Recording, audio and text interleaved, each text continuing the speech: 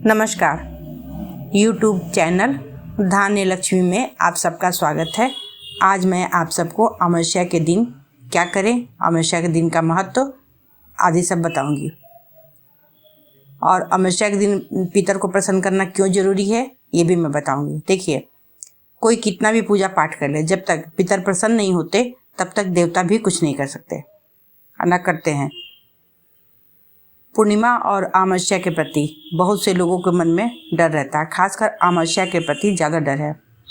वर्ष में 12 पूर्णिमा और 12 अमावस्या होती हैं, सभी का अलग अलग महत्व होता है। हिंदू पंचांग के अनुसार माह के 30 दिन को चंद्रकला के आधार पर 15-15 दिन के 2 पक्षों में बांटा गया है, शुक्ल पक्ष और कृष्ण पक्ष। शुक्ल पक्ष के अंतिम दिन को पूर्णिमा कहते हैं और कृष्ण पक्ष के अंतिम दिन को अमावस्या कहते हैं।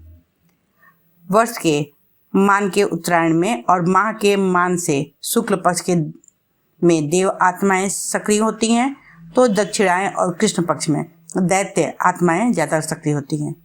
जब दानवी आत्माएं ज़्यादा सक्रिय रहती हैं तब मनुष्य में भी दानवी प्रवृत्ति का असर बढ़ जाता है।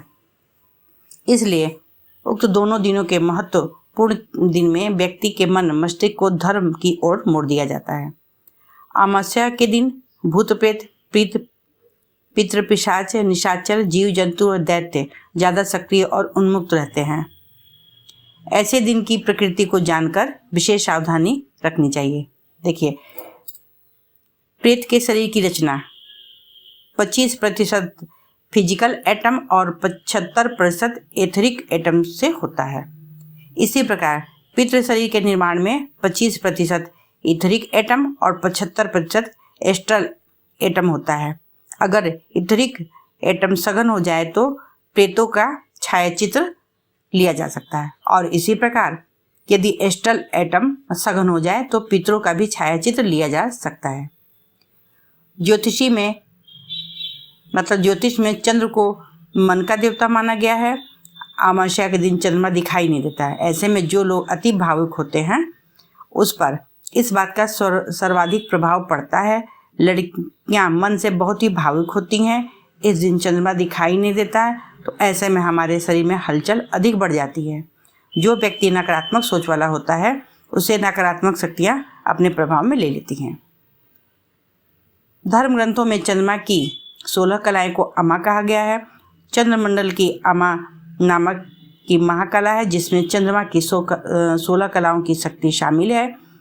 शास्त्रों में अमा के अनेक नाम आते हैं, जैसे अमावस्या, सूर्यचंद्र संगम, पंचदशी, अमावासी या अमामासी। देखिए, अमावस्या के दिन चंद्रमा दिखाई नहीं देता, अर्थात जिसका क्षय और उदय नहीं होता उसे अमावस्या कहते हैं। तब इसे कुहू अमावस्या भी कहा जाता है। अमावस्या माह में एक बार ही आता है। शास्त्रों में अमावस्या तिथि का स्वामी पितृदेव को माना गया है। अमावस्या सूर्य और चंद्रमा के मिलन का काल है। इस दिन दोनों ही एक ही राशि में स्थित होते हैं। सोमवती अमावस्या, भौमवती अमावस्या, मौनी अमावस्या, शनि अमावस्या, हरियाली अमावस्या, दिवाली अमावस्या, सर्वपितृ अमावस्या आदि मुख्य होती है।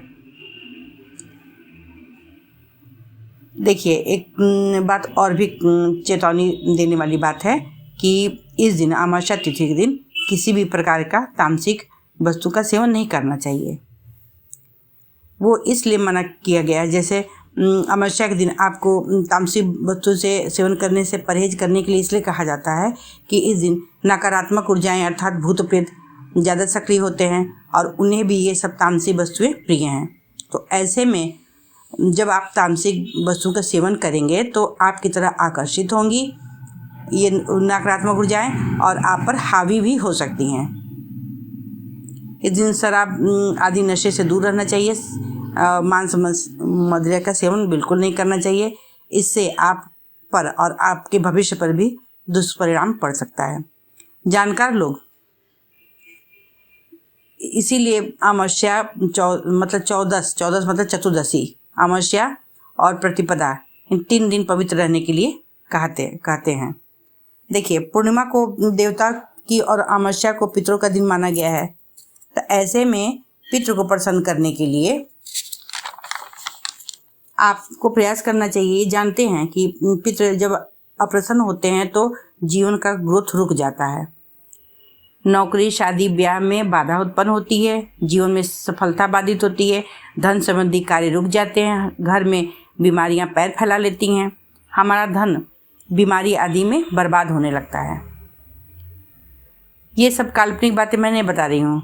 आप ऐसे समझिए, कोई व्यक्ति यदि बूढ़ा हो गया हो या बीमार हो, बिस्तर पर पड़ा हो, मतलब कोई अपनी खुद से अपनी देखभाल करने में असमर्थ हो, तो ऐसे में यदि उसके अपने और उसके अपने बच्चे उसकी देखभाल नहीं करेंगे तो क्या करेगा?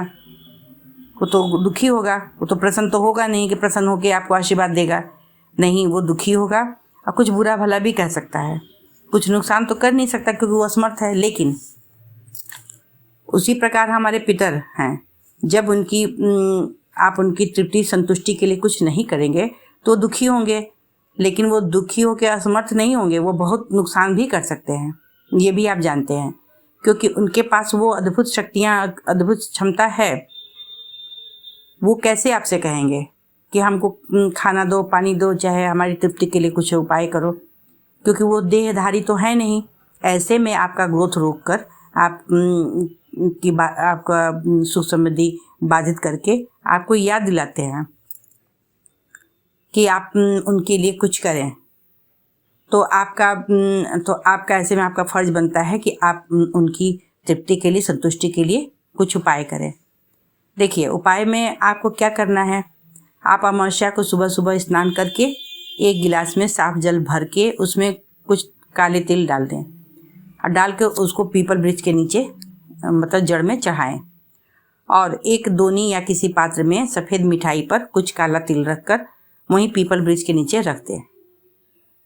देखिए, पीपल वृक्ष ही एक ऐसा वृक्ष होता है कि जिस पर सभी प्रकार के जंतु, देव, पितर आदि का वास करता है।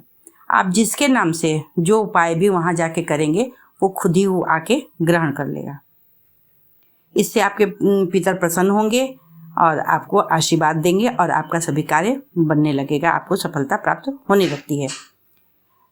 ऐसे अमावस्या के दिन ऐसे में माँ दुर्गा की उपासना विशेष फलदायी होती है। अब मुझे लगता है कि आप सब कुछ समझ गए होंगे कि मैं क्या कहना चाहती हूँ, क्या मैं आपको समझाना चाहती हूँ। यदि कुछ छूट गया हो, कुछ नहीं समझ पाए हो तो कमेंट करके पूछ सकते हैं। जी धन्यवाद।